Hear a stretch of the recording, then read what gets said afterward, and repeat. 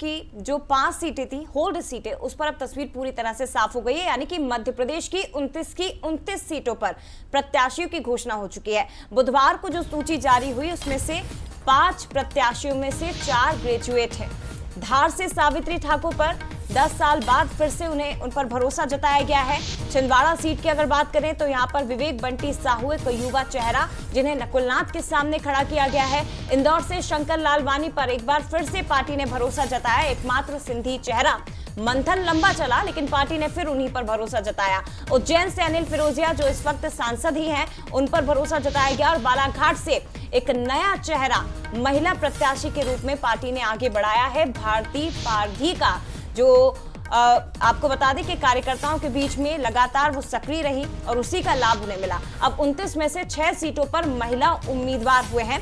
28 में से 14 सांसदों को फिर से मौका दिया गया है और 14 मौजूदा सांसदों का ही टिकट काटा गया है। लेकिन इस बार अगर महिला प्रत्याशियों की बात करें तो 2019 की अपेक्षा 2 सीटें जहां पर ज्यादा हैं महिला प्रत्याशी। बिल्कुल ग्राफिक्स के जरिए आपको बता देते हैं कि क्या सूरत उभर कर सामने आ रही है। तो सबसे पहले देखिए इंदौर क्यों मिला टिकट। इनके नाम पर पार्टी में किसी को आपत्ति ही नहीं थी, चर्चाएं जरूर थी।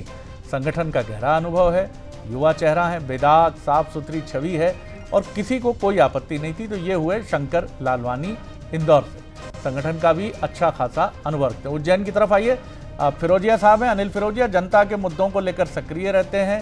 सक्रियता इनकी काम आई है, हमेशा जनता के हितों की बात करते हैं और जनता के लिए सक्रिय रहने के दावे के साथ सड़क पर दिखते हैं और यही सक्रियता इनके काम आई। जबकि यहाँ से किसी महिला की बात चल रही थी। विवेक बंटी साहू 2019 में कमलनाथ को मात्र 25,000 वोटों से पीछे रहे थे और बड़ी अच्छी टक्कर दी थी इन्होंने। क्षेत्र में लगातार सक्रिय हैं, युवा चेहरा है, 25,000 वोटों से हारे थे।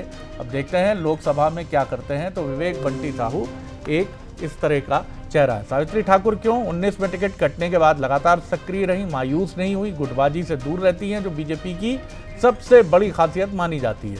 लगातार काम करती हैं और इसीलिए इनके नाम पर भी विचार हुआ। तो ये हैं क्यों मिला भारती पारदी जी को। डॉक्टर भारती पारदी पंचायत से लेकर तमाम क्षेत्रों में सक्रियता से काम, साफ सुथरी छवि, संगठन का अनुभव, विनम्रता, शहर तक की राजनीति से वाकिफ हैं, विनम्रता है और महिला चेहरा है। मनोज सैनी हमारे एग्जीक्यूटिव एडिटर पॉलिटिकल अफेयर जुड़े हैं। मनोज, तमाम उन लोगों को फ़ायदा मिला है जो विवादों के गर्दो गुबार से दूर रहते हैं, बोलते कम हैं, पार्टी के हित में बोलते हैं, जब भी सक्रिय रहते हैं तो जनता के लिए रहते हैं, विवादों से दूर रहते हैं। क्या कहेंगे जी? देखिए, एक तो केंद्रीय नेतृत्व ने शरद जी ये दिखाने का प्रयास किया है कि हमें किसी सलाह की जरूरत नहीं है, बल्कि सबका हिसाब किताब हमारे पास है।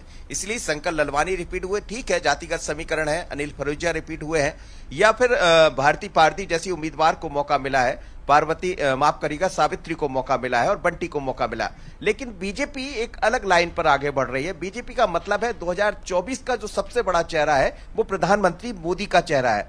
ठीक है, प्रत्याशी जो भी चुने गए, लेकिन प्रत्याशी के ऊपर जो चेहरा होगा वो मोदी का होगा। और इसलिए बीजेपी ने 13 तारीख से जो अभियान शुरू किया है, जिसमें संकल्प यात्रा भी है, बूथ पर पहुंचने की यात्रा भी, और 41 लाख कार्यकर्ता एक साथ घर घर पहुंचने वाले, और वो मोदी की बात को लेकर जाएंगे। तो जो भी प्रत्याशी चुने गए हैं, जिनको 29 के 29 प्रत्याशी घोषित कर दिए गए भारतीय जनता पार्टी की तरफ से, मकसद एक ही है, हर बूथ पर चुनाव जीतना। और जो प्रत्याशी उसको ये बताना कि ये प्रत्याशी नहीं है बल्कि यहाँ का प्रत्याशी नरेंद्र मोदी है। तो बीजेपी बहुत अलग रणनीति पर आगे बढ़ रही। और आप देखिए, करीब करीब हम देखें तो 50% टिकट तो कट गए, 29 सीट है, 14 नए चेहरे हैं। इसका मतलब यह है कि बीजेपी ने काफी कुछ हटाया भी है, नए लोगों को मौका भी दिया है। शरद जी, बिल्कुल आपने सही कहा। यानी बीजेपी का प्रत्याशी कमल का फूल यानी प्रधानमंत्री नरेंद्र मोदी जी, और यही शैली और यही संरचना है। और इसीलिए इस चुनाव का सबसे पॉपुलर जो नारे हैं 2 हैं,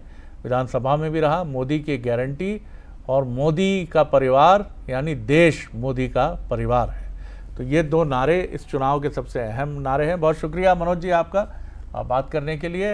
अपडेट रहिएगा, निगाह रखिए।